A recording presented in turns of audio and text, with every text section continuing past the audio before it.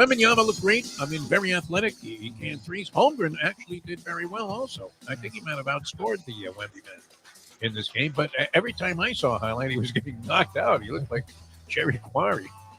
I think Tommy Hearns had a better chin than this guy, right? And the unfortunate thing for the hitman was if you blew on his chin, he went down. Literally, did you see any of these highlights? Because Holmgren, every play, he was knocked on his ass. Although he performed very well, and he shrugged it off. It reminded me of like Ryan Tannehill when I saw him get just clobbered in his rookie season with the Miami Dolphins. That guy gets annihilated in a preseason game. Just taken out with a vicious Marvin Jones on Gina Toretta type of hit. I'm looking to see, what this guy's reaction is going to be. They show him on the bench, and he's laughing.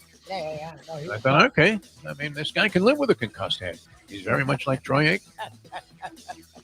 But they should just, hit Dolphin quarterbacks over the head with a sledgehammer as their initiation at their rookie introductory press conference. Just say, okay, now it's time to get a little bit of a feel for what it's going to be like to be back there. Just set them up for what's Boom, right in the head.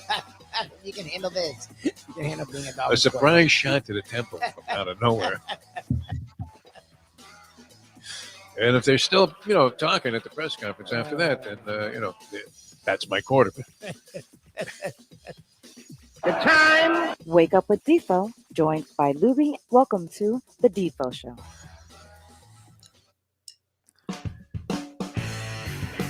Very pleasant. Good morning, everybody. Great to be with you here on this Wednesday edition of the Defo Show. Jeff DeForest and one Mike Lubie Lubitz. I was terrific yesterday. Our good friend, the producer emeritus of this program and anything else that we're connected with, including Mike Mayo's Lunchbox, the great Jim Sarney, former sports writer for the Sun Sentinel, and now very much active, right? Sarney kind of came back around into the modern day version of what sports journalism is, as he connected with some online operation and is now doing the Sarney Scrolls, which is perfect for Jim because all of the stuff that he suggests that we spend time talking about here on this program here, this streaming show, audio, video spectacular that we try to put on every day. I don't know how spectacular it is. It's two ugly guys sitting in their bedrooms trying to hope the wife doesn't wake up before the show is over, so you won't have to deal with anything outside of the pure joy of talking to people here about the wonderful world of sports and everything else that's encompassed in doing these type of shows. But all of that minutia that Jim loves. I mean, rugby scores, and I don't know if he's delved into Australian rules football yet. Every now and then, I'll throw like some boxing. Hey, are you watching the De La Hoya fight? Just because I know he doesn't really pay any attention to that, but he sort of, I don't know, does it get under your skin a little bit in your empirical desire to produce the perfect show? Where you're thinking, well, geez, I really did ignore all of those sports. No. We didn't talk about the Liberty's backup point guard situation, No. how they're going to handle the Aces tonight. But this is perfect for him. So he has the Sarney Scrolls. But it turns out, I mean, a quiet guy, right? Sort of an unassuming guy. If Jim Sarney's in the room there, it's not like you're thinking, oh, man, I mean, one of the cops going to come and throw this guy out. He would be acting as some kind of public nuisance. He's very low key. Yes. But a thoughtful individual. Wow. I mean, is this a lost concept in humanity these days and in the human condition? A thoughtful guy comes schleps all the way out to where we were yesterday with Mike Mayo's Lunchbox to do what? To bring you a birthday cake and a card, which he did for me. And does Mayo celebrate birthdays? Yes. Sarney's brought in all of us. I think this is the second cake for me. He's celebrated all of our birthdays, so I appreciate it. He's very considerate. He's very thoughtful, and I appreciate his texts. We just can't fit in every fakakta sport he wants us to discuss. I mean, some of it is a little, you would have to say, offbeat. This was the thing that always bugged me, and so I'm more inclined to go in the direction that Jim was trying to lead us in, but yes. There are limits to what you can do. I mean, I always felt like the worst thing I ever heard from any consultant, program director, or any radio or television executive, it was mostly a radio term. TV, I mean, you were dealing with things in a more instantaneous fashion, it seems like. But, the program directors would always say, hey, listen, play the hits. People don't want to hear about your obscure story about some boxer who killed a guy when he was going for the bantamweight championship in 1978, DeForest. They just don't want to hear about it. Well, which may be true. I mean, and quite possibly that's overwhelmingly self-indulgent to be telling these stories. But then, why would you be listening to or watching a guy unless you thought he had something of interest to say, Lubie? I mean, that's the other part of the equation. But what exactly did play the hits mean? Just talk about football 24 hours a day? Yes, football and like the national news that's big. That's literally what they mean, and that's fine. That's going the other way. Like the Sarny ways is a bit much. Literally, he wants to talk dancing with the stars. Like I don't give a shit about that. And then they would want you to just focus on one thing, and it's like, no, it's okay. There's other things. Like the Marlins are in the playoffs. Right, I mean, we would, kind of deviate from that play the hits kind of philosophy, which, what exactly were the hits when it came to sports? You don't know. You don't know what's going to touch a nerve with somebody. Correct? I mean, is baseball off the radar to the point where here we are on a Wednesday? I'm looking at a run sheet, a spreadsheet of point spreads here that, just takes up the entire page, Lubie, and we're only talking about action between now and next Saturday. In fact, a lot of this stuff is happening today. You have NBA action coming up next week. You have NHL activity already taking place. We haven't really delved into that. The Panthers finally got a win the other day. I mean, it's impossible to zero in on virtually everything, but the Jim Sarny Scrolls gives Jim a great opportunity to go ahead and handle all that, cover all that. Now, I'm sure it's well appreciated by many people. It's kind of like a tidbit thing. That's not a negative in any way. I like a good tidbits column. I don't know about you, where a guy goes over like maybe 20 different things real quickly. What do you think, Lubie? When somebody writes like what would be called in the trade, or what was at one time called in the trade, a tidbits column, it sounds kind of degrading, doesn't it? What'd you write? A tidbits column? I like it. What do you think? I like throwing in a bunch. I that's the thing. I'm not against the stuff he's talking about. We just No, me neither. It's fine. Here, Yeah. like we do an hour and a half to 2 hours. I'm glad somebody. I mean, Frank DeFord made a living, following crippled rugby players, and guys that were born with like Exactly. Like I love one kidney that all of a sudden were starring, on some major sporting platform and stage. DeFord, remember, he was always doing those. I mean, I don't know that you would call them sob stories. So it was very Rinaldi-esque. Right? You could break out the piano music there. Give me a little of that, Louis. And it was like Frank DeFord. Can you even find that? Do we even have that anymore?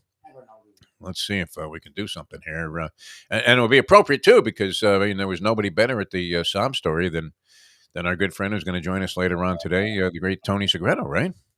Well, I keep it in hand just for whenever Segreto waxes poetic. A young man at a crossroads in life, having to decide between fame, fortune, or family. The choice was not an easy one, and to many, it seemed like a path poorly selected. But the young man followed his convictions, and despite massive criticism, went ahead and pursued his dream of being a world champion. You know how that goes, right? That's chopping wood. That's what's my favorite. They say that soapy shit, and then it's like of collecting spiders. It's like what? It's such bullshit. I mean, all of it. This whole business is based on bullshit, which is a good thing because nobody's better at dealing with it, molding it into something than we are, right, Lubie? That's why we're here. All right, Philly Mania taking place. Does it seem like the 50-1 is so hard to get home, isn't it, Lubie? I mean, it's just difficult.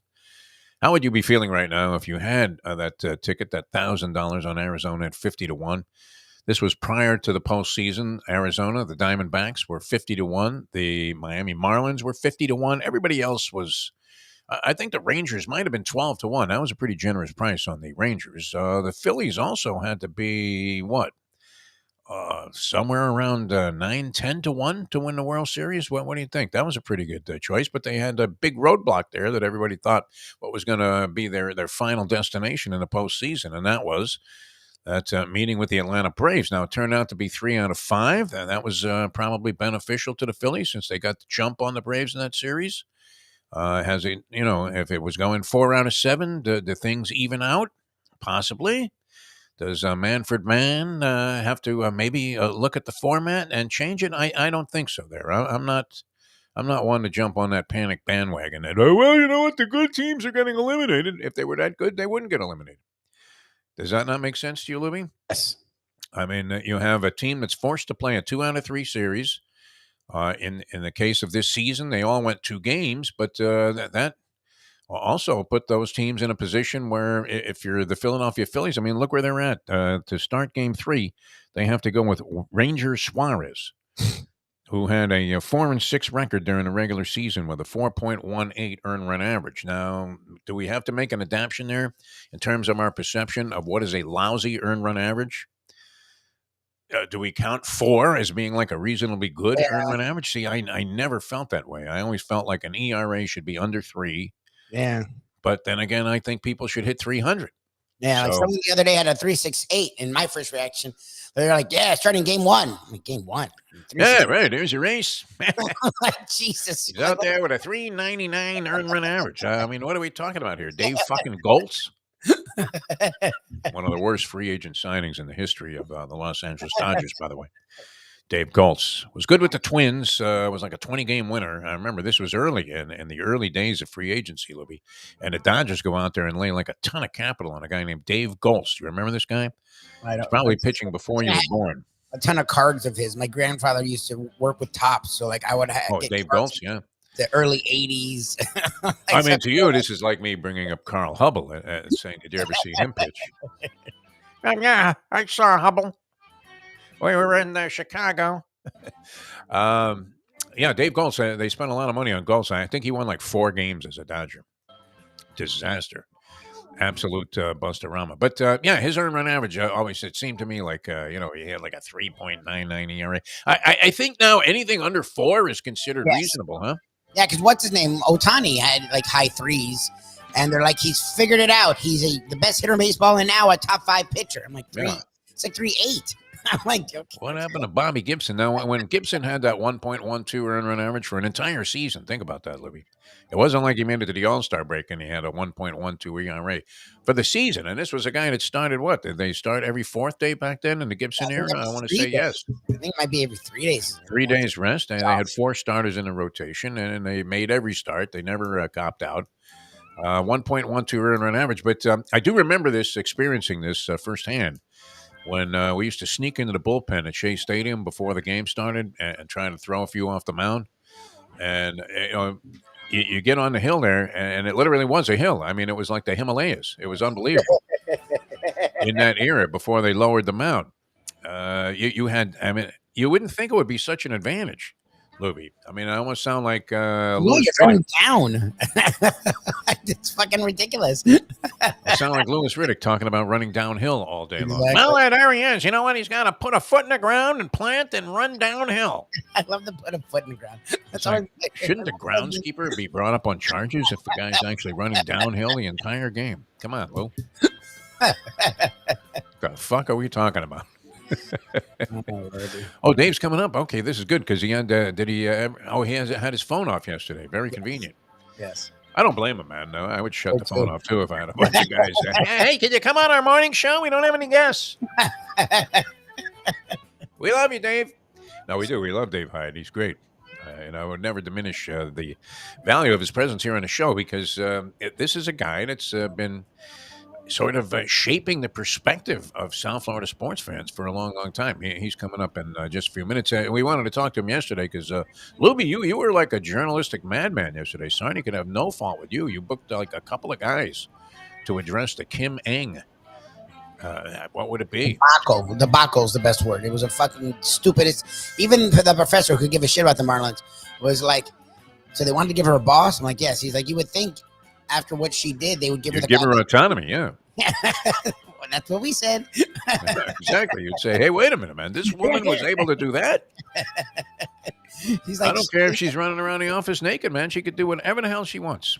she cleaned up Jeter's mess, like, and it was a big mess. And in a short period of time, too. I mean, these kind of things, when you're at the bottom and you do very little to chip away at, what it takes to get to the top, which is, characteristic of these kind of organizations, which, the Marlins aren't the only one that have been doing this in sport, but they've been doing it in grander fashion, I think, than just about anybody else.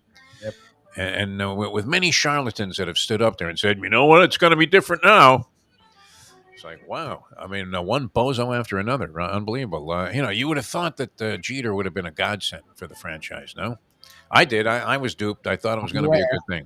I'm aware. Remember, my theory was that Jeter wouldn't have gotten into this to lose. And I know, look you like and a the fool. Greek. You and the Greek were on the same page, and I was like, okay, maybe. That might have been true, but unfortunately, he was incapable of doing anything but.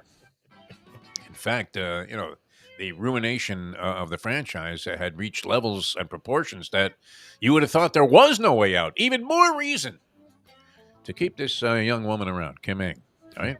And, what does it say about your organization? You're willing to make history with a breakthrough hire. And then 3 years later, after she does a great job, you tell her to go fuck herself? I mean, come on. That's crazy. You think they put it that way? No, that would be very impolite, right? To use that kind of language. I mean, maybe you tell Buck Showalter to go fuck himself. You don't tell Kim Ng to go fuck herself. You probably did. It's a man's world. There you go. You gotta be. I mean, that was unfortunate. All right, Dave Hyde's going to give us shed some light on this thing and many other things that are happening. We have the Dolphins now among 4 elite teams supposedly. Yes. 5-1. You're talking about the Chiefs, Philadelphia Eagles, who they play this week. That line coming down towards the Dolphins' favor, as it was 2 and a hook, now 1 and a hook. I saw.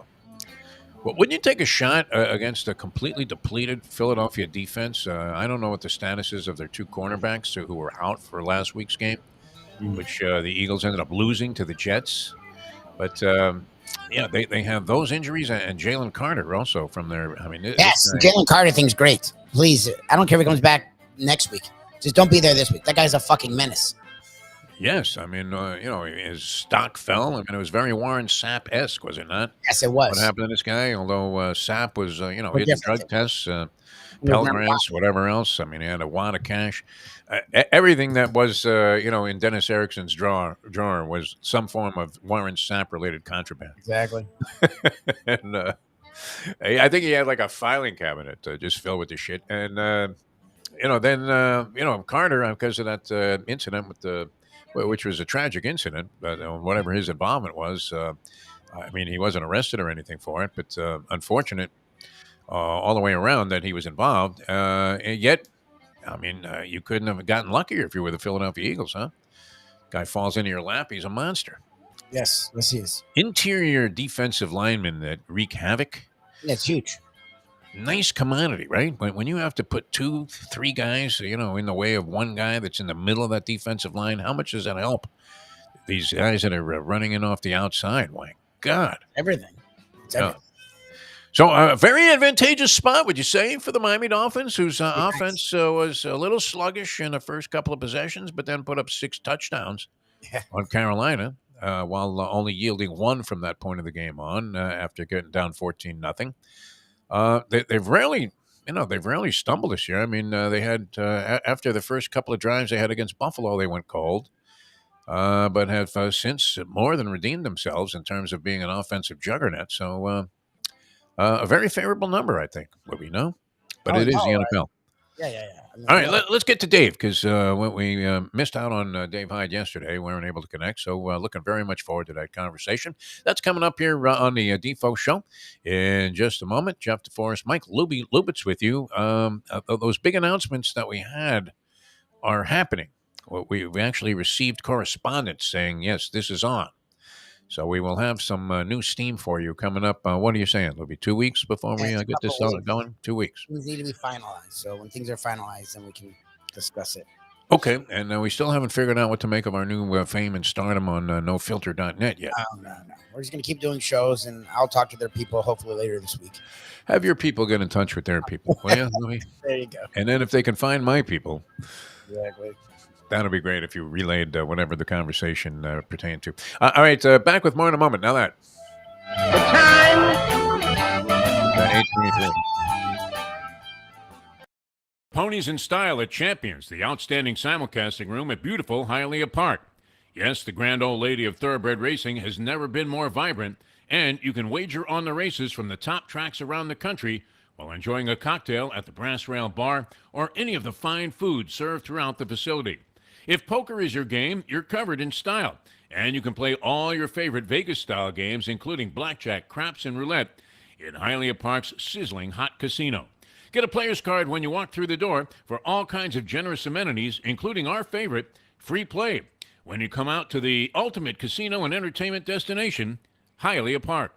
These days, we're all looking for comfort anywhere we can find it. Thank goodness for Landlubbers Raw Bar and Grill in Plantation, because they are making sure you are as comfortable as possible. First of all, they're not only open for delivery and pickup. All you have to do is go to landlubbersbarandgrill.com for both pickup and free delivery. You're going to have the best wings in the world. You're going to have a great burger. You're going to have their amazing soups. Again, Landlubbers, Raw Bar, and Grill. It's nice and easy. Just go to landlubbersbarandgrill.com for both your pickup and free delivery. Thank goodness for Landlubbers for making you always feel right at home. Are you looking to buy your first home? Have you been turned down for a loan? Do you need to refinance or get money out of your home? Call Michael Kodsey, CEO of Choice Mortgage. He's been helping the South Florida community get mortgages for 30 years. Hi, this is Michael Kodsey, CEO of Choice Mortgage. We have the most competitive fixed rates in the market. Call me 24/7, 561-441-2730. And remember, I don't just work banking hours. To make the right choice for your home, call Choice Mortgage today.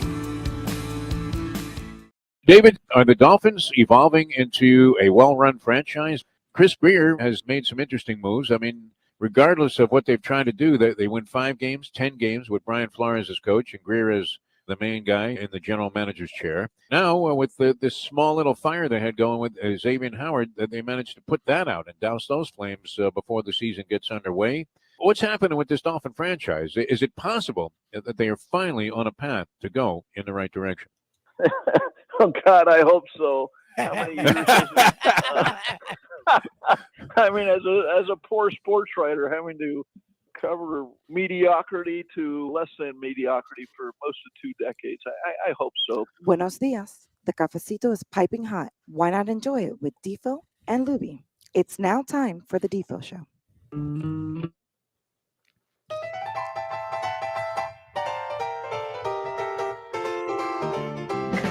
All right, welcome back to the show. Jeff DeForest. We've got Mike Lubie Lubitz here, the Defo Show on a Wednesday morning. Later on, old school with Tony Segreto. But right now, we want to go present and accounted for. And we're glad to make the connection with the preeminent columnist anywhere in South Florida, one of the best anywhere ever to be a scribe and be an ink-stained wretch in the press box and be able to pontificate about the world of sports. The great Dave Hyde of the South Florida Sun-Sentinel joins us here on the program. David, how are you, my friend? I'm very well, Defo. All teams winning. All good news. Nothing like good news in my world. Beautiful. Yes, you turned us on to that concept, and actually, it was an epiphany for us because we always thought losing was what sold. But you were absolutely right. It's much better to have winners in the fold and in a particular city, and we've had a lot of winning, but. Some things, I mean, the more things change, the more they remain the same. This mystery, and I know Lubie got in touch with you because he was bowled over when he read the news a couple of days ago. About 9 a.m. it broke that Kim Ng was parting ways with the Miami Marlins. Now, you would have thought if they wanted to keep anybody, and never mind Soler or Rise, that they would have wanted to keep this woman around and give her maybe more authority, more autonomy to see what she could possibly do. And it looked like that was anything but the case, that the issue seemed to be a roadblock that Bruce Sherman was going to put in her way so that she didn't have full decision-making power over personnel. What did you make of that? I mean, is that just another sorry, episode in what has been a completely sorry state of affairs for what seems like 3 decades with the Miami Marlins? Well, sure plays that way nationally. I get it. I get the view. The optics aren't great. They just made the playoffs. She made some nice moves. Yeah. Trades at the deadline. She got a couple, assembled the bullpen at the start of the season, et cetera. So, and here they make the playoffs for the first time in 20 years. It's a full season, full season Yes. playoffs. They made them in the COVID year, but, and yet, so you can look at it that way, and what are they're clowns, right? Or you can Yes. look at it this way, which is the way I'm leaning more towards, which is, what's their way out of this? Okay. Last year was a great year for them. Just hats off. Fantastic. They made the playoffs when nobody expected them to. But let's break it down here and see if this is sustainable baseball. They're last in the league in runs scored. They're second to last in defense. They're 8th out of 15 in pitching. They're 22nd in payroll. They have nobody coming up from the minors. MLB.com, their top 100 prospects, the Marlins have one at number 55, a pitcher. Wow. And this team needs hitting. So if you're Bruce Sherman, you say, is this sustainable? What's the way out here? The way out is the only way that every owner of the Marlins has said, and nobody wants to say because everybody says, well, they got to spend more money, these cheapskates. Well, okay, after 5 owners, maybe we say maybe they aren't all cheapskates. This is legitimately the only way out. They got to get minor league talent. So if you're Bruce Sherman, you say, why aren't we drafting or developing any players? Derek Jeter was a disaster. I mean, he's got one player drafted on the major league roster, and that's Nick Fortes, the co-catcher, the guy hitting 6 home runs and sharing. Getting right around the Mendoza line, yeah. He had some key hits, though. He wasn't terrible, I don't think. Look, he's on the roster. Everybody had key hits this year. It was a great year. But moving forward, you say, wow, we need some everyday players, and our minor leagues have none. Yeah. We need some guys coming up. The one prospect they have is, according to MLB.com, slated to make the majors in 2026. Yeah. So right around the corner, Dave. I mean, you look at it, if you're Bruce Sherman, you say, okay, why hasn't Kim Ng drafted anybody? Was it just Jeter? Why aren't they developing? So he wants to bring in a head of baseball operations, which is what a lot of teams do, put them above the GM. And evidently that was the issue. Was a sticking point here. Yeah. Wow. So there is justification for it, Dave Hyde. That's why we love having you on the program. But Dave, would you have gotten rid? Because I understand the drafting issues, but from what we know, she only had 1 year of real autonomy to make player movement. How much drafts can you do with that? Like, to me, and I was as big a detractor of Kim Ng as anyone, she earned a little, to me, cachet this year. Like, what she could control, she did. And more often than not, she hit on her moves. Even Soler, that seemed like a bust, worked out this year. Like, don't you find, you're not wrong. They do need to draft better, obviously. It's a fucking joke the way they've drafted. But is that on Ng? Like, don't you, okay, massage it in a way where, fine, we do need to bring better people, but can't you have that also work with her in that? Like, the way it was presented to us was they tried to thrust on a boss without really her knowledge after she had this great year, something that a lot of other organizations would not have done to someone who had such a great year. Yeah, well, this was in the whispers since I was out there spring training. Okay. Someone mentioned Kim Ng's in the last year of her contract, and this is sort of I don't want to say tryout year because it's not a try. It's a make or break. Yeah, make or break, and she had a great year. So I get if people are saying, "What's going on here?" Yeah, how could you fire her after this year when she made so many great moves and the Marlins made the playoffs but I get what Bruce Sherman's saying, which is, what's our way out here? And what's her strength? Her strength isn't evidently, she's an administrative GM, okay?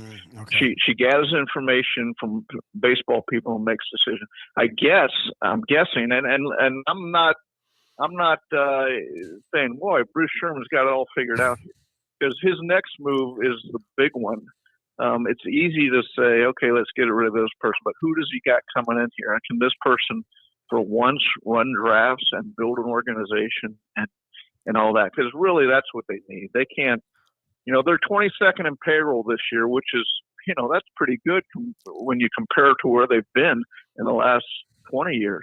Yeah. So it's probably not going to go up any higher than that. You can't imagine that the Marlins, given everything in baseball and the way it's run, are going to go up higher than that. So they got to get some young talent, and they got none in the pipeline right now. Yeah, makes some sense, Dave Hyde. I mean, it's certainly a different way of looking at it, because we just expressed the usual, and we borrow this from the great Tony Bruno, outrage that, here we finally had something good going. I mean, it might be more painful, though. We don't know how this works. 'Cause we don't know the psychology of Bruce Sherman, but maybe he feels it's more painful writing those checks to Avisail Garcia than the Mets feel about paying Bobby Bonilla to 3,030. And that just, they couldn't get over that. It didn't matter that they made the postseason. Yeah. Yeah, and look, you go into free agency, you get hit 50%, right? That's how it usually is in any sport. Some good, some bad, and if you're the Yankees, if you're the Dodgers, you just write those bad ones off. If you're the Marlins, you stick Garcia out in the outfield every night, saying, "Please get a hit tonight," and because that's how you have to live. Well, yeah, and he probably was watching some, highlights of Johnny Cueto starts, during during the decision-making process there. All right, so that one's gone, and we don't know how it's going to work out. It's possible that they get an answer to what you would have to think what was a must-have for them, and that is a developmental system where they can, improve from within, since they're not going to be out there for the high premium free agents that are on the market. All right, the Miami Dolphins find themselves in an interesting position here, Dave Hyde, and we had that clip before about it's great. It seems like maybe they've figured things out. Where do you stand in terms of their relationship to now the other elite teams that are all 5-1? San Francisco falling on its face against the Cleveland Browns and a backup quarterback. You had the Eagles going down to the Jets, who supposedly, they're finished for the season, or had been since Aaron Rodgers' injury. And now they've won a couple in a row. They have a good defense, but still, you would think no excuse for Philadelphia falling in that spot. And the Lions, who I guess had an early loss and have been winning ever since in convincing fashion with our favorite coach in the NFL, Dan Campbell. So, of those teams that are 5-1, what do you make of the Dolphins? Are they truly elite at this stage of the season? Sure, absolutely. I mean, to beat the Dolphins, you're going to have to score points. Look, you can go every week isn't a conclusion, even though we all overreact, including me, on San Francisco isn't as good as they should be because they missed a field goal at the end against Cleveland, or the Eagles really aren't as good as everybody thought because Jalen Hurts threw a dumb interception at the end. So look, all this is, you sweep 6 games together, and now it'll be 7 games, and at the midseason you look back, okay, where is everybody? 1 week shouldn't be the deciding point. But you look at the Dolphins' schedule, and they played, 5 of the teams they played are in the bottom third of defense in the league. Yep. Okay, one's been good in Buffalo. So, is that a question? Yeah, of course it's a question without a conclusion just yet. But they play Philadelphia next. They play Kansas City in a couple weeks, and there's 2 really good teams. 2 Super Bowl teams last year, and they could easily get back to the Super Bowl this year. So you have more evidence of where the Dolphins are, but I'm on board. I'm seeing things go on offensively, not just points scored, but the way they're doing it, that are, having me go into the calculator to figure out numbers all the time. And so, and I think their defense will come around. Vic Fangio's just proven he's done it everywhere. So I think at some point it'll happen here, especially if Jalen Ramsey's coming back earlier than expected. So yeah, I put the Dolphins right there with everybody. All the top 5-6 teams that can win it all. Well, what's interesting, and it was just announced that Jalen Ramsey's practicing today. So he's actually there's a 3-week window where that's where he would come back. So that would put him the beginning of November, which is a light years ahead of where he was supposed to be. Yeah. And as off as the defense has looked, it's been just good enough that it's sort of stemmed the tide, which a lot of us were worried about, especially with Howard now pulling up with another injury, and Nick Needham, who was supposed to be a big part of that rotation, has been hurt pretty much the entire year. So that's great news. And look, the other thing that's interesting to me is before I would get to any negatives is even versus the bad teams, when their offense has struggled in the past, or they've struggled in the past, it's hard for them to get it going. The fact that they were down 14-0, and Defo brought this up, and he's right. I wasn't nervous as a fan. You watched them. Tua was calm. Tua was still joking. And then literally that third drive, you saw Tua go, okay, it's time. And it was like the Warriors, where they're like, all right, we're going to go now and just score 6 touchdowns on our next 7 drives. And they did. So, yes, and I get the Panthers are probably the worst team in football, but they've in the past played teams below their level and not look like that. So that's what seems different about this team is whether it's McDaniel and their confidence, the fact that they just, as a group, really seem to enjoy each other, and the bevy of talent is something they haven't had in years. They look like one of these teams, like the Chiefs we've seen do this. We've seen the Eagles do this. We saw the Niners do this a lot last year, where even when they get down, they never lose confidence in themselves, and then they show you why. Yeah, I'm completely, people say it was just the Panthers, it was just the Giants. And yet you see in the NFL, look what happened, as we just mentioned, the 49ers and the Eagles this past week. So it happens. And yet it's not just that the Dolphins are winning, it's the margin of winning. I remember talking to Pat Riley once about, he goes, I don't really worry if our team loses by 1 or 2 or 3. It's when you lose by 20 or 25. Then you know you got a problem. And the Dolphins, to take it to a different sport, are winning by 20 and 25. So that tells you, okay, they're beating on some bad teams. I get it. But they're not just beating them, they're beating them down badly.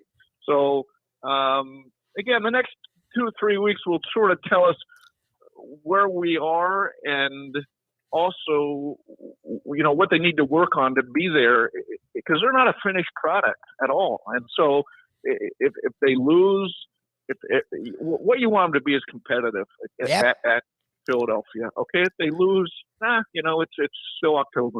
There's still a lot of runway for them to figure out some things before December and January. They catch the Eagles at a very advantageous time, though. I don't know what the status is for this week.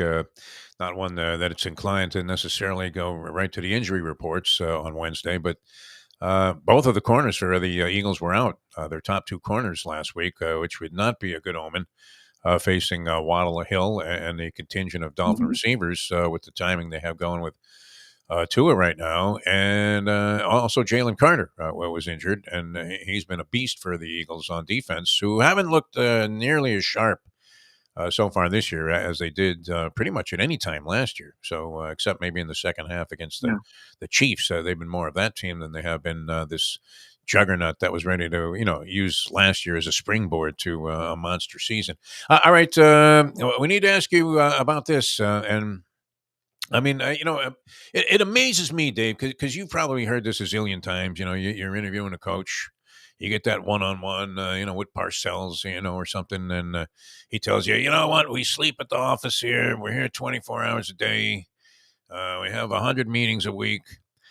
And then you're asking yourself, how could you possibly then be so dumb as to hand a game like Mario Cristobal I know did? where this is going. I know right where this is going. We never got to talk to him. All day long, you're at the office going over situations and, circumstances and possibilities. And, you know what? My eyes are bleeding from watching film. How do you not know to take a knee in that spot, number one, after it's happened to you before? And usually, you make a mistake like that. It's so late in the game. And the game's so, definitively decided that you can't lose, even though you did something really dumb. But in this case, they lose. And then, we saw something similar with Brian Dable around halftime. It didn't appear that this was his decision, but if it wasn't, who bears responsibility?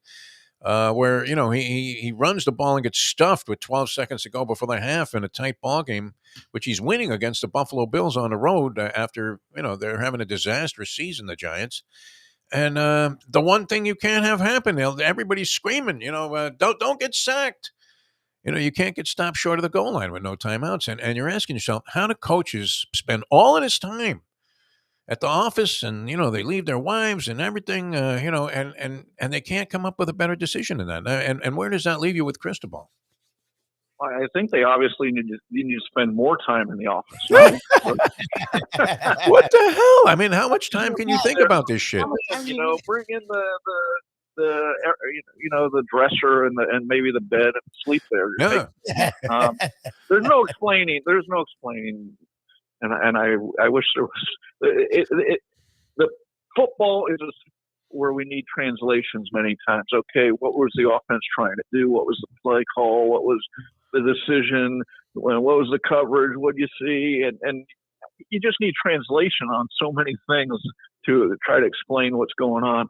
And yes, this was a play you need no translation. Nothing. But if you watch one game would say, what the heck is Mario? The vendors are screaming, take a knee. I mean, that guy with the elephant hat, I think he checked out, the guy that's always selling beer at Hard Rock Stadium. That's the kind of game that will stick with him through his time here. Whenever he loses, whenever there's a 50-50 decision, he's the coach who did that. So, that's going to be one he's going to have a hard time living down for a while. I mean, you could have been at like St. Coleman's Church, and I'm sure the pastor would have said, and now if everybody would please take a knee in honor of Mario Cristobal, we can honor the Lord in all of his glory. I mean, that's just a tragic mistake. And many people thought, Dave, that this would, kind of ignite some kind of turnaround, though. And that the Canes would be able to go on the road and play a really good ball game against North Carolina. It wasn't like they were, destroyed in this game, but in the end game, they ended up losing by double digits. So, could you see that as something that the team would rally around? Or, I'm looking at it as, that's a devastating blow when your coach costs you your undefeated season. Yeah, let's just look at it. I don't know, emotionally. You can argue either way. They're going to be destroyed now, or they love their coaches. They're going to be, but look at what it did to their season. Instead of winning one, it's over, Johnny. Yeah, it's over. now they're 0-2 at North Carolina. They play Clemson this weekend, and so they're looking at 0-3 possibly, or 1-2 when they could be 2-1, or they'd still be in the conference race, and so the unfortunate thing is they have a lot more talent this year. You can see they're a better team. You look at their numbers, you look at the things that they're doing, the way they're moving the ball. They have an offensive system this year that works with Tyler Van Dyke, and yet it's these mistakes. They're glaring mistakes, turnovers. Penalties, not kneeling, things that are more fundamental than better talent and better systems that just seem easier to take care of, that they're not doing well this year. I remember, thinking this. I guess there is a little fog with the memory, but I want to say it was his opening game as a head coach of the Canes. Butch Davis was taking on UCLA, I think. And I remember looking, and it was like helter-skelter on the sidelines. It seemed like, and that was a knock on Butch, that maybe he wasn't the greatest game day coach, tremendous recruiter, and he was following in the footsteps of guys that had terrific success there at the University of Miami. But you see that same sort of level of confusion on the Cristobal sideline, don't you? I mean, it's easy to say when a guy's, made obvious blunders like that, but it just doesn't seem like that there's an overwhelming amount of confidence that everybody's on the same page on that Hurricane sideline. Is that something that you've kind of looked at, or am I just making that up? No, I look, he came with that reputation, great recruiter, not great sideline coach, and Butch had that same idea. And yet, if he can do what Butch did here, he'll be in great shape. Yeah, so, no doubt. Recruited and developed, 5 number 1 picks for like 3 straight years, and he handed off a national contender to Larry Coker, who won a title. So, look, Butch did if he's at the level of Butch by the time he leaves here, he'll have turned around the program and made it a national contender again, and games like this one against Georgia Tech will be, remember that? Yeah. Oh God, that was awful. Fun at the top again. So, I think there's a valid comparison there as far as recruiting, because he brings in recruits. So we'll see, how they develop the recruits. You look at Butch's staff. Butch had like 3 or 4 guys who went on to be NFL coaches on his staff. Yes. He had like Jimmy, he had a great staff. Yeah, no doubt about it. All right, a couple of quick previews here, if you don't mind, Dave Hyde, because the season is underway for the NHL. We saw the Panthers lose their first couple. I guess they got a win the other night to move to 1-2. Expectations going into the season, you would think, would be high. You didn't hear that much about change during the offseason. I guess they lost a couple of guys that were critical to their success last year and came in with injuries. And Lubie's optimistic. He says, you know what? Damn be damned. The Miami Heat are going to be just fine. In fact, they're even going to be better than they were last year. What are your thoughts, Dave Hyde? On the Panthers? Panthers and the Heat. Just a quick observation. Both of them, I mean, look, the Panthers, I was out there last week. I'm going out there this morning before the opener tomorrow night, home opener tomorrow night. And I was surprised they have like a big turnover on the roster, on the lower end of the roster. Yeah. But they're bigger. Look, Bobrovsky plays like he did in the playoffs and really since January and with a brief section where he got hurt. But if he plays like that, then no one's sitting here talking about his contract and everybody's saying, okay, he's one of the top goalies in the league. Then, Barkov and Kachuk and the top end talent is there. The question is, starting with health, probably their 2 top defensemen are out, Ekblad and Montour, till December from injuries in the Stanley Cup run.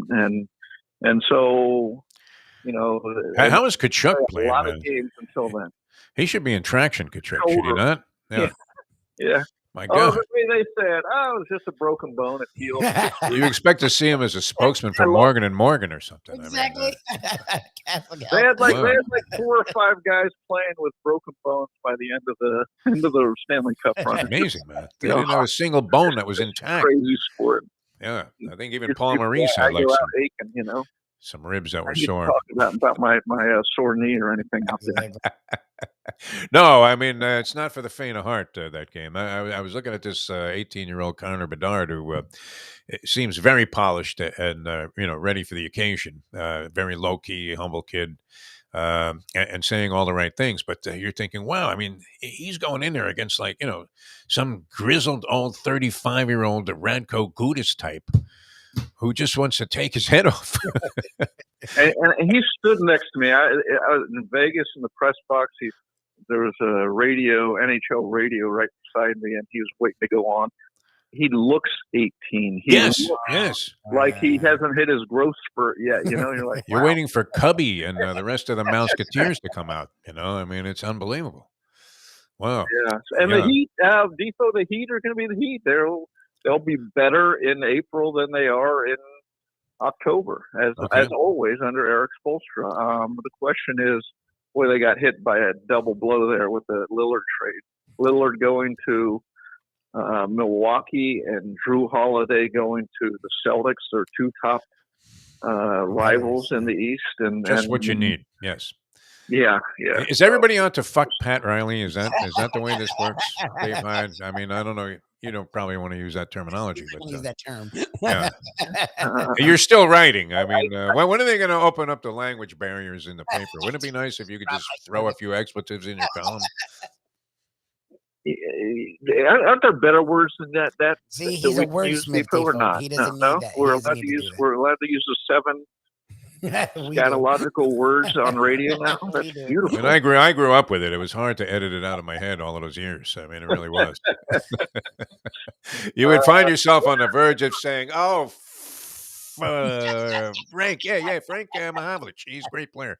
Yeah, many times it came close, but no, I mean, George how does Carlin that happen? Is that just fate? not I mean, anymore. Yeah. is there some conspiracy there in the league? I mean, look, they I mean, you're looking at Portland, and they double stuck it to Pat Riley, this Joe Cronin. What the hell happened there? Looked like it. Yeah, Looked like it. Sure played out that way, didn't it? it's like, hey, let me find a place for Drew Holiday where he can go to a good team and make it even better. And they throw him to the Celtics. Are you kidding me? That seemed like it might have had some Riley involved. Or Riley hatred involved there. But anyway, you're right. I mean, so these teams get better. Where does that leave us with the Heat real quickly? And then we'll let you, get about the business of, continuing to drum up some Messi mania or something, which we haven't really talked about. But, yeah, well, what do you think? I mean, are they going to be I mean, we probably should just wait and see how Spoelstra molds these guys into a playoff contender again, where, they're peaking at the right time. Well, that, and you see, can they unload Kyle Lowry's contract? Yeah. Expiring big contract that some team would want, and for somebody who will help them. And who would that be? And so, that's one of the questions of the season. And on some level, they're sort of where they were last year, where nobody thought they could win. Nobody thought, and they had this, big, surprising, magical run through to the NBA Finals, just like the Panthers, just like everybody did down here last year. And so it was great, yeah. You sit here in October and you just don't see it happening, and yet with the Heat, not to put a ceiling on, to maybe a soft ceiling on everything. Lubie, despising what transpired during the offseason or didn't transpire, naturally has stated that the Heat will be better than ever this year. That this will remind people of the 50-win season when they had Anthony Mason as their main scoring threat, and not much else. I think got swept in the first one. Yeah. It should be fun. All right, where are you off to, Dave? I mean, I haven't heard much about Messi. I mean, is it over for Inter Miami CF and Messi Mania? Has that run its course already? You do know, to update you, Messi scored 2 goals last night. That's what he did. Where? What team is he playing for? Wasn't he done? For Argentina? We're on the international break right now. I think they have. Oh, really? When does the season start and end? Has anybody figured that out? We've been trying to figure that out since the acquisition. It ends, I think they have 1 game left, don't they? Who would know? I mean, who would know? Only Jim Sarney would know what the schedule is. You're sitting on the biggest soccer story in the world, and you're feigning ignorance. No, I'm not feigning ignorance. I'm totally ignorant. I can't figure out, Dave, when does the MLS season begin and when does it end? And what constitutes the MLS season? Because there are like 6 other seasons inside of it. When have you seen a sport run like this? My sugana. I mean, that's what soccer is. Catch up to it. Catch up to the world, Defo. I know it's difficult, but I know. If I can get there, you can get there. I have faith in you. I have faith that you can figure it all out. Yeah, I can do Euclidean algebra, and I never passed it in high school, but I can figure out the soccer. Isn't that incredible? Yeah. Well, we were very good at math because of the gambling. That was odds and probability was the only course I aced at Syracuse University, and I had that. I ended up being like almost asked to teach the course. It was the degenerate math is always good. But all right, well, it sounds good. I mean, I'm looking forward to a lot of different things, as I'm sure you are. And, we'll see. We have the college basketball cranking up. Two teams that did well last year with FAU and Miami, 10th and 13th in some of the preseason polls. And then it's only a matter of how many years before Rick Pitino wins it all at St. John's. What do you think? 2 years, Dave Hyde? Well, the question is, does he win it all, or does he get kicked out of there on some scandal, right? I mean, that's sort of There are no violations anymore, though. You could do whatever you want in recruiting, I would think. I mean, it wouldn't be surprising if he ended up getting a couple of members of the Knicks to play for St. John's with some eligibility that they had. Maybe Anthony Mason has eligibility left. He could come down. All of a sudden, he's got Randall out there, shooting jumpers. All right. Thanks so much, Dave Hyde. Always a pleasure, my friend. You've been very generous with your time, as always. Really enjoyed it. All right. Thanks a lot. Dave Hyde, ladies and gentlemen. I think we did 30 minutes. Well, that was an interesting perspective there on that whole Kim Eng thing, which we try to blow into a, social conflict, the likes of which haven't been seen since the serfs were at war. But anyway, Dave Hyde, always good. Tony Segreto is going to join us. We're going to go old school with Tony Segreto. Old school, man. You have Clemson, University of Miami. That's not like a real old rivalry, but since the Canes have been in the ACC, and Dabo adds a little fuel to the fire, doesn't he, in terms of your desire, Lubie? I mean, I know you're not a big Canes fan, but you sort of, are more favorable than detrimental in terms of our, disparaging when it comes to the Hurricanes, although you can tell every now and then somebody gets under your skin. Just the fans are annoying. Like, I used to root on the Canes, and the fans have sort of like the fact that right now Florida State's 4 in the country. Florida is actually getting better every week, finally. For a couple weeks, they looked stupid. This week, they looked really good. Canes fans have looked really bad. They have done one of the dumbest things ever versus one of the worst teams they're going to play in the ACC. And then actually looked okay versus Carolina, and then it fell apart. And took a dump, Canes fans are still talking shit to Florida State fans. It's like, dude, like when we were bad, I shut my mouth. Like, if your team's playing badly, just shut up and hope for better. The Canes themselves I actually support. It's the fans that are so obnoxious. It's like, guys. Where are they, though, on game day? That would be the other question. Well, they don't go to the games. They're just on Twitter. I'm kind of with you on that. Although, that was a knock on the Hurricane program even when they were great. Yes. What do you mean they would not have it? I remember the year that with Gino Toretta, Lamar Thomas, when I was young, we went to the game. It was like TCU, and they were like Texas Christian, like when they sucked. And it was like a 42-6 win. Toretta was killing it. And there was like a quarter. It was at the Orange Bowl, the magical Orange Bowl. Oh, what a fucking dump this place. A quarter full. And they were winning titles. It's like...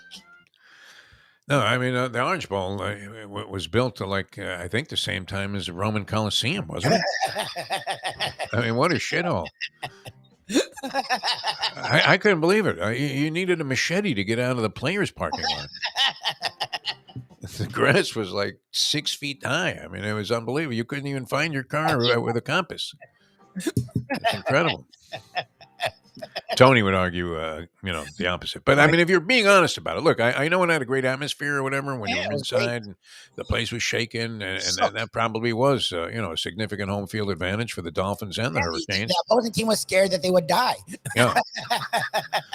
But I'll never forget my first time. I went down into the bowels there of the Orange Bowl to go out on the field, and I'm looking up at this structure, and it literally looked like it was built with an erector set. Like creaked. Like, I hope this guy had all of the little nuts and bolts there, because you know how you always lost one, and that would cause this beautiful bridge that you had built to collapse. And this is how this place is put together. I think, the Golden Glades interchange was a better conception architecturally. And that's a piece of shit. Yes, it is. When you have to go south to go north, and then you're also on some side streets, and then you have to sort of, merge back into traffic that is coming at 100 miles an hour in a very short period of time to, avoid ending up on 441 and 163rd Street. Who designed that as a highway interchange? And how has it not been corrected in 100 years? There's construction everywhere but there, right? That's what I was getting. They're still working on the Palmetto. They've been working on it for 50 straight years. I don't know how Tony survived all these years in this town. All right, Tony Segreto coming up next, a little old school. Tony from his digs in Vermont, to where I would imagine the weather, is pretty good. No, there he is. Oh, look how handsome he looks. Looks good, yeah. You're in your lumberjack kind of mode there, are you not? What's going on, Tony? How are you? Fine. How are you? You look great. Did you get some new equipment or something? You look fantastic this week. No. No? It's a better room. The internet's good. Thank God. I think you might have bought a couple of, Hollywood type of lights, no? Yeah. I got Hollywood lights. I got them, everything. Very good. All right. We're going to come back. A little old school. Tony Segreto. Brought to you by Texas Roadhouse Restaurants. And that's coming up in a moment. Now that. The time. Kid looks good. I mean, he looks good today. It's at 9:03. Folks, Tony Segreto here. Let me ask you a question. What do you look for when you go out to eat? Good food, obviously. Friendly atmosphere, not too loud, but good energy, reasonable prices, and a place where you feel comfortable.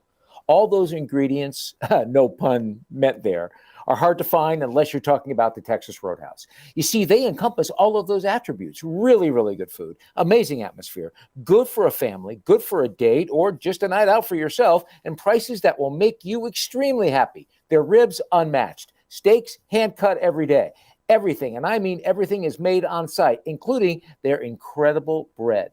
It's the one day, folks, that you can forget about low-carb diets. Trust me when I tell you, Texas Roadhouse, your restaurant, your destination when you say, where should we go and eat tonight? From the newly renovated sports bar to the beautiful bayside views captured at the Tiki Bar, Jimmy Johnson's Big Chill has it all. Located at mile marker 104, the Big Chill also offers waterfront dining while experiencing breathtaking sunset views of the Florida Keys. It's simply the hottest spot in the Keys to cool off. That's Jimmy Johnson's Big Chill at mile marker 104 in Key Largo. For more information, call today at 305-453-9066. What we gonna do right here is go back, way back into time. We are now kicking it old school with the one and only Tony Segreto, brought to you by Catholic Health Services and Texas Roadhouse. All right, welcome back to the show on this Wednesday. Always good to have Tony Segreto with us. So we go old school with Tony Segreto. Been doing it for a long, long time.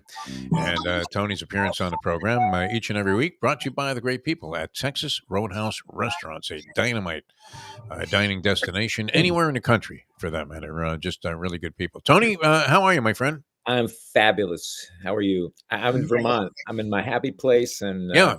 So the weather, what's the weather? Because we finally got cold and it's like 60s. Maybe 70s. I don't know what the hell the number is. Cold is a bit of an overreaction. It's 47 currently right now. 37? 47. Oh, 47. That's like very temperate. And the colors there are sensational, Tony. A former general manager at WIOD lives in Vermont and occasionally posts pictures on social media. A guy named Bob Green. I don't know if you remember this guy. You were probably involved with WIOD, when Bob Green was the GM there. And it was a great time in radio, possibly. I mean, at least for me, it was a sensational period of time there where they had a lineup that was extraordinary that included the great Phil Hendry. And, of course, many people's favorite, Neil Rogers, was, in the heyday of his career at WIOD. And we had the sports talk thing going. Yeah.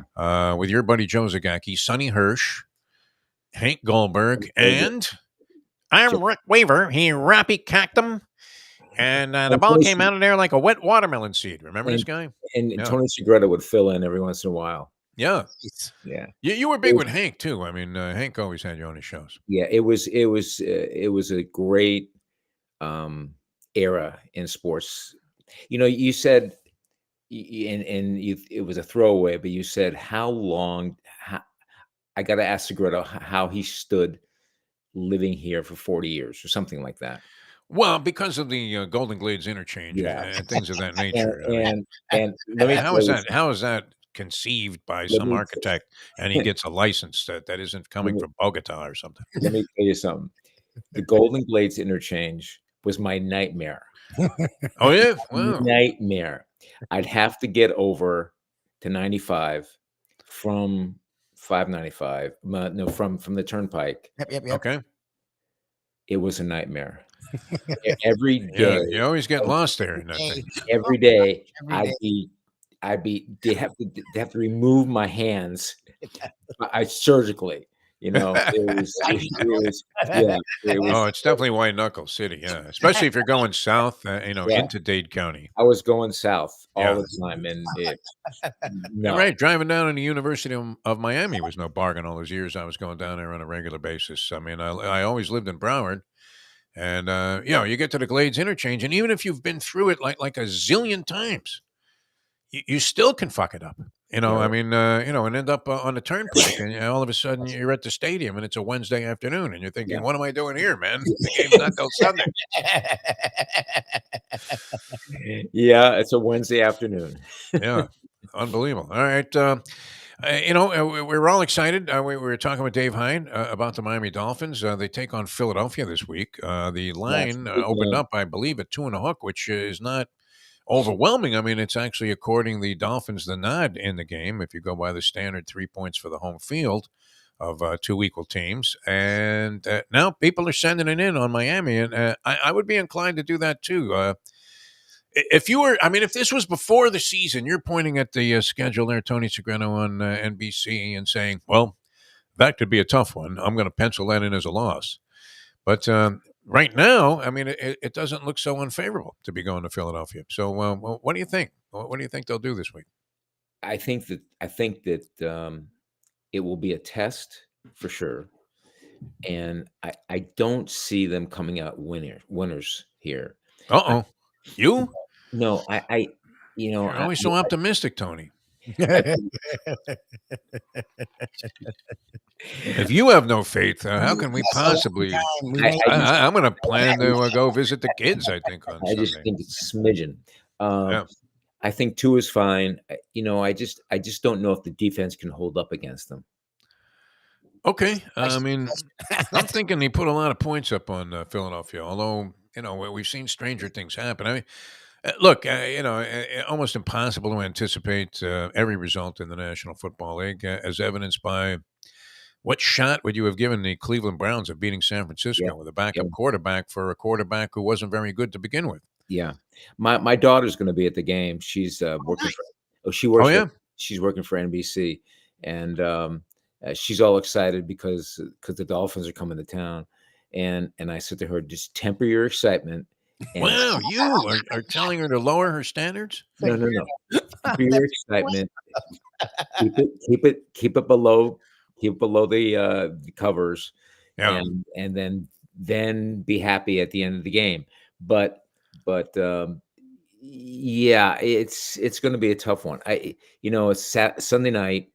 It's you have the long wait there, and it's just. Well, they're coming off a loss too. That's sort of annoying. They're coming off a loss. They're I think that's a good sign that they're coming off a loss. I think it's more of an omen that they're going to lose 2 in a row. Okay, Mr. Gambler. I'm going to be Mr. Optimistic here, Tony. I can't believe we're reversing roles on the show. What is happening in the evolution of this program, Tony? What's happening? It used to be you that would say, "Oh yeah, they'll go in there. It's going to be a nice, easy victory. Tua is on his way to an MVP season." Yeah, I was just being honest because I think they're there, but they're not there yet. I'm going to say that this will be, a very strong barometer as to it'll be a strong barometer. What the heck is going on out there, my friend? I mean, Dave Hyde alluded to the fact, and I saw the combined record of the teams they've beaten so far is not particularly flattering. They did, get handled in that one loss in the second half against Buffalo, who has shown itself to be vulnerable. Also, although I think they got messed up with that London trip more so than people would care to acknowledge. But that being said, you know what? I mean, you couldn't have a more favorable situation for them coming into Philadelphia. It's favorable right now. It's favorable at this time of the year. Yes. Their cornerbacks are out. How are they going to stop these guys? I mean, you see how Tyreek Hill is just destroying people. I mean, they're retiring from football in the middle of the season after facing this guy. No. They don't even want to play anymore.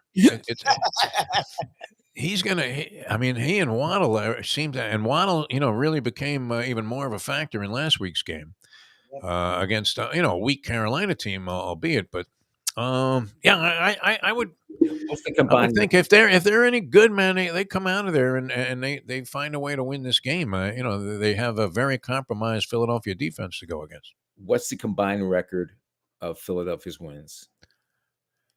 I would know that off the top of my head, Tony. You're just tossing that out there. Yeah, I mean Philadelphia hasn't looked overwhelmingly impressive either. So I'm surprised, Tony. I mean, if you were going to put some doubt on this game, I would put it on Philadelphia. You saying you're putting all of your money on Philadelphia? He'd bet on Philadelphia. That's how much he's in Philadelphia. Wow. Okay. I can't argue with a man that's going to put his money up. I just have a big mouth about this thing. I don't want to believe that the Dolphins are not good enough to go into Philadelphia and win that game, and then throw even more excitement on their meeting in where are they playing? Ethiopia, Chiefs in Germany. against the Chiefs. Yes, Yeah. 2 weeks. It's going to be a dogfight, but I think that Philadelphia can win it because they've been there before. They got big games all the time.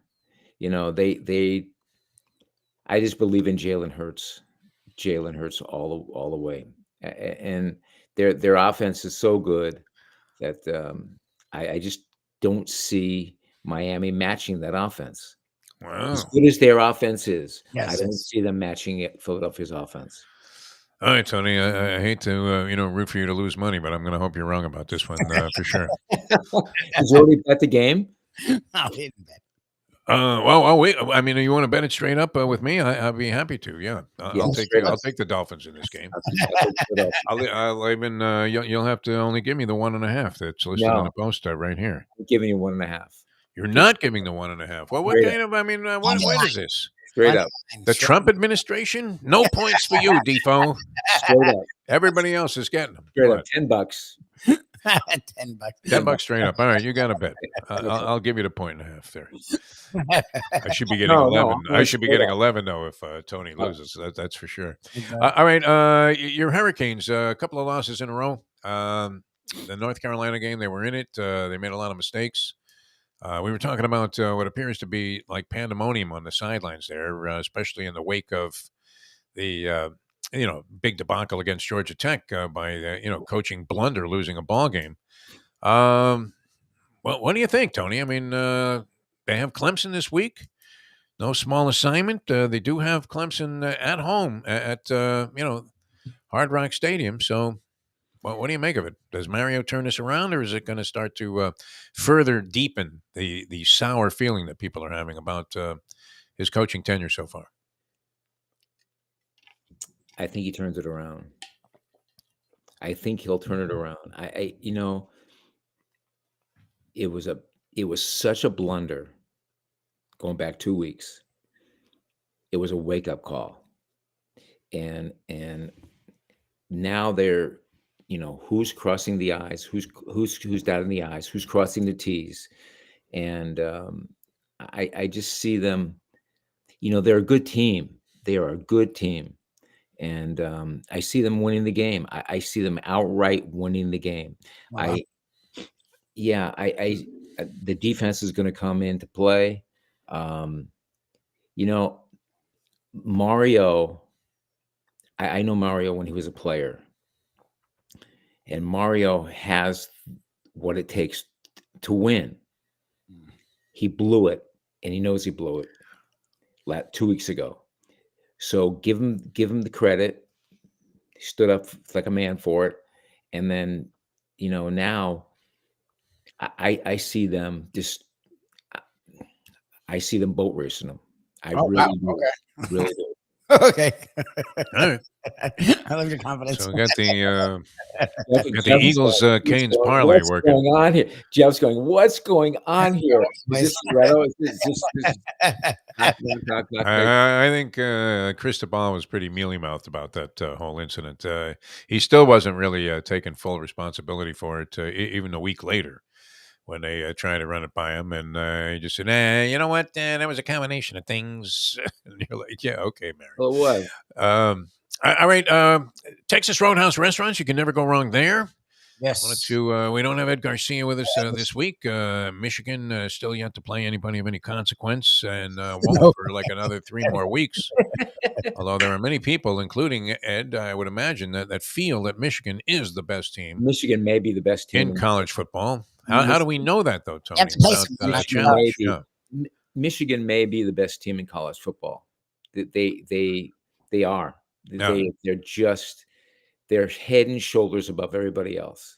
Yeah, you believe? I see. I can't really tell. Somebody, like, they have to play I'd like to see him challenged like Ohio 2 weeks State's in a gotta row be- by somebody that can actually play, and that would be a more convincing thing. You always hate that when a team has just gone against a totally weak opposition Yeah, this deep into the season. I don't get. I get the first game, second game, maybe they're playing. Yeah, the I mean, fourth play one, somebody, please. Play somebody. After a while, they got to play somebody. Yeah, somebody. And- I mean, I and- know the schedules are made up way in advance and all of that, but But there's no excuse for this. I like Michigan, Ohio State, and Penn State. I love Penn State this game. Yeah, Wow, you're very strong in your opinion this week. You must be winning. No, I do. I really do. I love Penn State. You're that guy that swaggers into the track thinking there's no way I'm going to lose today, man. There's no way. It's great. I like it. The Penn State just they've been flying under the radar. I just think they're going to beat them. I think they're strong up front. Yep. And I think that up front will win the game. We always forget that the offensive line and defensive line win games. Then they do. Everybody else, Yeah, where it starts. yeah. And they have a quarterback. They have the running backs. They don't look the part because they wear those blue uniforms and white helmets, and they all look slow. Yes. I see Pete Giftopoulos stumbling in front of a wide open receiver, and Vinny throwing the ball right to him. Yeah. They're just something else. Now Alabama plays Tennessee. Now Tennessee's going to coming out striking, and I think Tennessee wins that game. Alabama won't win that game either. You're all over the board here today. I mean, this is fantastic, Tony. You've given out 4 picks right here on the show with conviction, too. I mean, it's not like you're saying, well, I don't know about this one. Dolphins to lose, Canes to win in dominant fashion. Stu Feiner wasn't as definitive in making selections on the show. I wanted to come back. I wanted to come back and visit me on Monday. Yeah, no. All right, well, I mean, even if you go 2-2, we'll give you credit for the 2 wins. It's not your place. You want to be one of our handicappers. It's fine.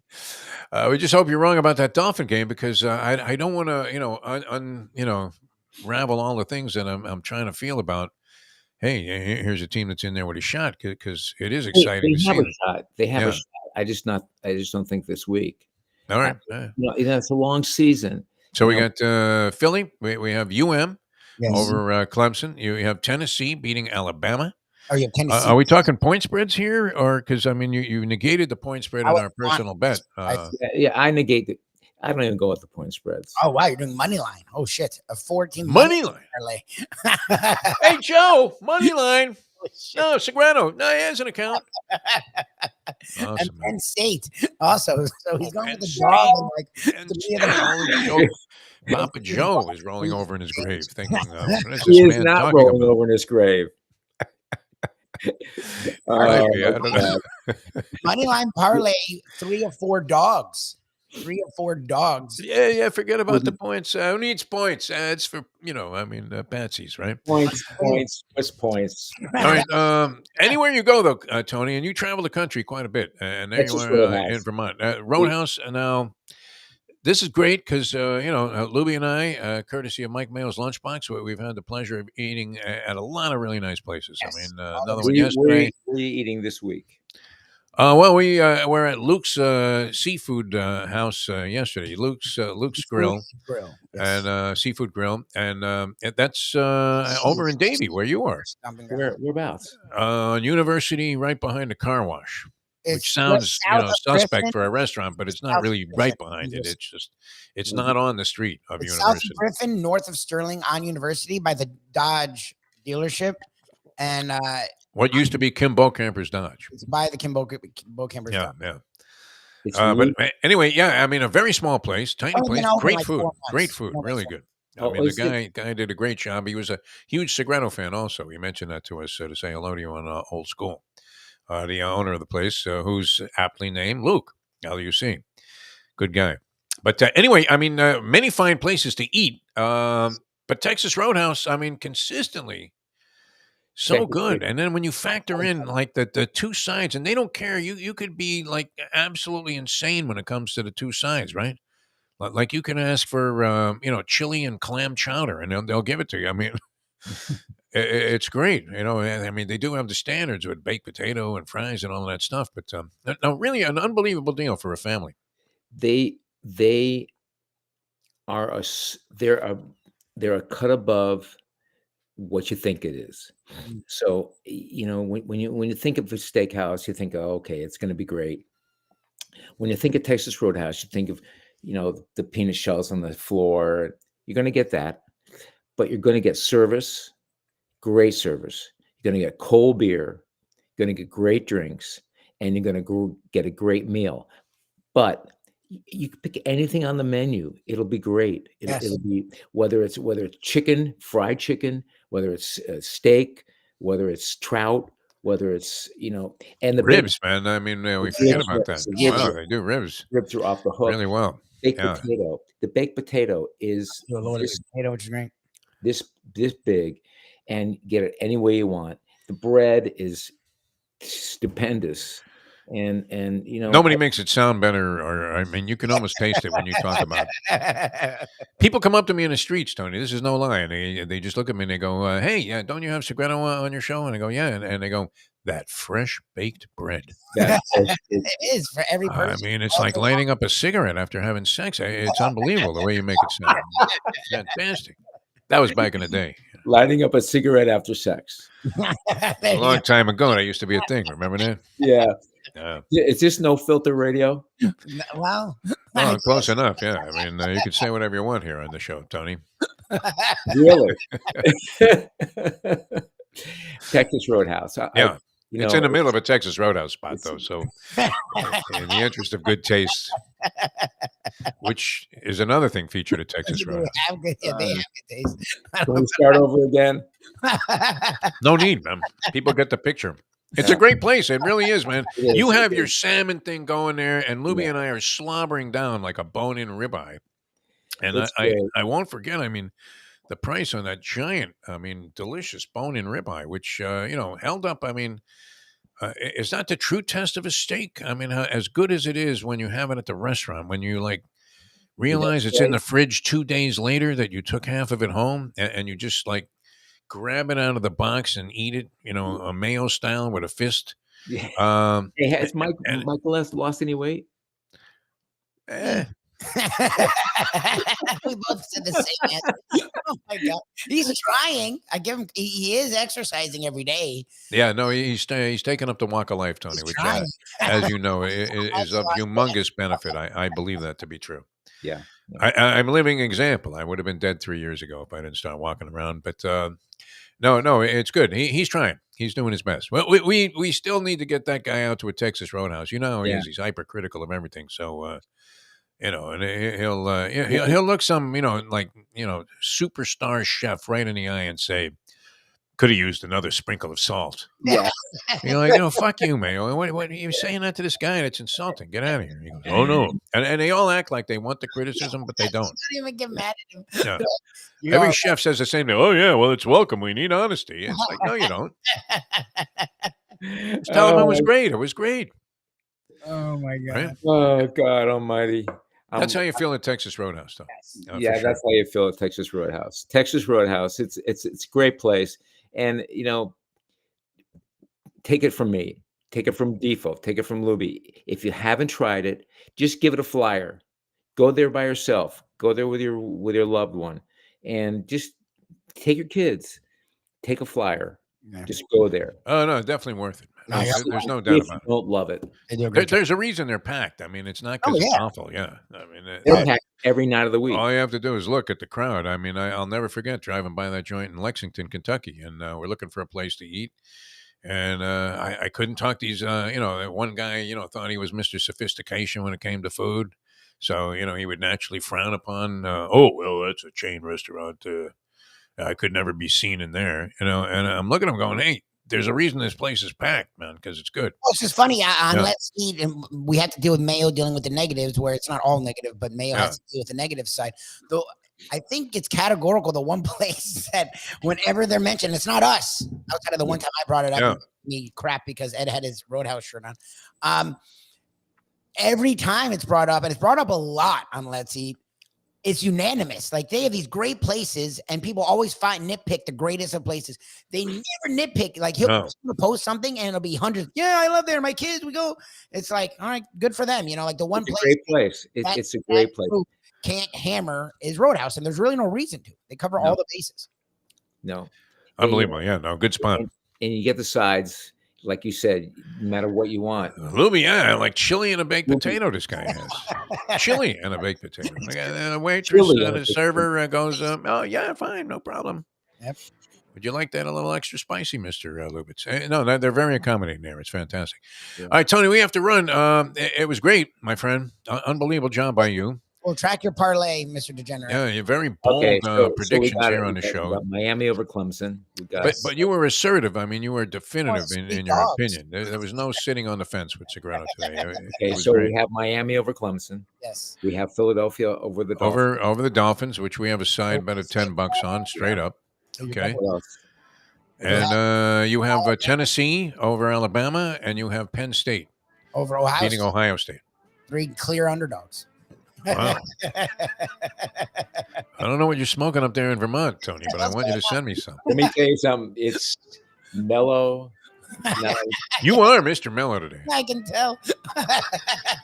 Did you redo the interior of this place? It used to look more log cabin-esque, but it looks very refined right now. Did you redo that place? Remodel it? No. No? Same? Okay. All right. Thanks, Tony. Always a pleasure, my friend. Tony Segreto, ladies and gentlemen. Old school, brought to you by Texas Roadhouse Restaurants. What the hell? Almost a 4-dog night, like you like to say, but straight money line. And then he's also betting you. Is he bored? How uncharacteristic, though, was that of Tony Segreto to go against the Canes, the Miami team? No, he likes the Canes against Clemson. Oh yeah, the Dolphins. Sorry. He's that's what I don't get is the Dolphins are the team playing well that he's against every week. The Canes and the Canes are horrible. Yeah, I mean, at least the last couple of they weren't horrible. They just look. They were still in a toe-to-toe battle with Georgia Tech, which that's no great distinction. Yes. The fact that they even had to sweat that out, with the time running out at the end, and then should have won the game, doesn't take away from the fact that Georgia Tech somehow was in the game. Yes, and was leading in the game before they hit that bomb. I mean, which put them back on top. And by the narrowest of margins, they're going to dodge a bullet at home against a team that was among the, if not the most inferior team in the ACC, which is saying a lot. Yeah, the Georgia Tech's bad. And then against North Carolina, while they were making a pretty good account of themselves, because they probably do have some talent on the team. They do. No, they have talent. I mean, Manny has brought in some guys, and then Cristobal's first 2 classes were top 15 classes. They have What's the guy's name? Restrepo? Is that it? Restrepo, the wide receiver? Fucking guy. Yeah, Restrepo. That guy's great, man. I mean, and he doesn't look like the prototype, wide receiver that you remember being brilliant. I mean, it's not like he reminds you of Michael Irvin or anything, but the guy's always open, and he's always making catches. Yes. He's great. A lot of different types of plays, too. I mean, it's not like just, he streaks down the sidelines and catches fly patterns. I mean, he catches balls in traffic, out patterns, short stuff, gets the ball and runs with it, and has tremendous chemistry with this Van Dyke, the quarterback, Tyler Van Dyke. Are they not roommates and, like, running mates and all of that? It's like Butch Cassidy's Sundance Kid type of thing. We're looking at Zonk and Kick, for God's sake. Yeah. From the old days. No, and nice to have that kind of a combination thing working on a team where you have a couple of guys that skilled positions, quarterback and wide receiver, that are clicking like that. But that being said, I mean, in the end, it was what? More bozo moves? Yes. Well, that's the thing is, like, they were in it until around halftime and then got down by 21. Yeah, they lost by 10, but they got down by 21 into the fourth, where Carolina just literally did we'll let you score, just take a really long time, and the clock will just be in our favor. So they were in the first half, and then I guess they had some stupid-ass defensive penalty before half that gave Carolina a first down, and then from that point on, it was over. And they've had a lot of that this year. They've had a lot of really dumb penalties and really dumb coaching decisions, which that's the thing for me. It's not talent with Cristobal. It's stuff like that, and this is when you're supposed to see it turning, and right now you're not seeing that. Coaching, man. I mean, if you're a really good coach, that doesn't happen. Right? No, not over and over. Look, it happens. Everyone gets penalties. It's just the Brandon Staley syndrome when it's happening over and over again. It doesn't seem like your team gets worse over the course of the season. They should get better, no? That's the point, yes. I mean, maybe that's an unfair judgment. It's possible, while you're supposedly transitioning in terms of personnel, but that's not the way it works in college football and basketball anymore. Nope. Where you can transition a team. Look at Deion Sanders. In spite of the fact that they blew that game, that was a team that won one game the year before. Yes, that's the thing that's going to get lost on this season because of how much shit he talked. Even if he went 500, it's a radical step forward. How excited they got about really shitty wins. Yeah, they were shitty. So when you're bad yourself, it's okay if you beat bad teams because you're bad. Yes, they'll probably end up winning 5 games this year. But they won 1 last year. Like that's the thing is he talks so much garbage. He sort of buried himself in the sense that the only way this year will be a success is if they win 7-8 games. But winning 5 games for them is a huge step forward. Sure. Almost anybody would say, well, you know what? You do the math. Yeah. Maybe we win 9 next year. Now that would be something. All right. I don't know. Tony was in a rare space there. Was he not? Maybe he's bored there. He doesn't have any action. He's like, where is he sending all this in? I mean, it would probably be likely that they would have legalized gambling in Vermont, probably, as opposed to Florida, of course. Which do those guys wear sheets on their head in a cone shape in the Florida Supreme Court, or do they try to disguise that as they shot down gambling once again? All right, we have to run. We'll see you. Mike Mayo's Lunchbox today. The new time is 1:00 if you're catching the show live, which I know some people like to do, which is great. And we are at Max's Grill, and that is a fine place in Boca Raton. That is Meisner Park. It's been there since the inception of Meisner Park. Amazing. Bert Rappaport has done it again. And, 30 some odd years. Really a phenomenal place. I've always enjoyed going there. It's always nice when the occasional lunch meeting that I've been invited to, for some kind of business transaction. And the people say, okay, meet us at Max's Grill. We'll be there at 1:00. And, you're saying, oh, great, Max's Grill. That's nice. Even if this goes nowhere, as I anticipate, I still I'll take the meal. cop a nice free lunch. Another Chardonnay. No, not the house. That one that you pointed out to me on the wine list that you don't normally sell by the glass, but you're willing to bust open a bottle just on my behalf today. That's great. All right, we will see you then. 1:00, Mike Mayo's Lunchbox from Max's Grill at Meisner Park in Boca Raton, Florida. Great place. And we will also catch you tomorrow with what should be. I tested it now multiple times. I don't know. I want to test again with him, but I don't know if that's going to happen. So we're going to cross our fingers that we have a Hialeah Park. Wow, trivia challenge. With Dave Gurgles Kirkley. That'll be a good one. All right, we'll see you next time as we leave you on that. The time. It's 9:36. Let's go to eat a damn snack. Look what they done to my soul.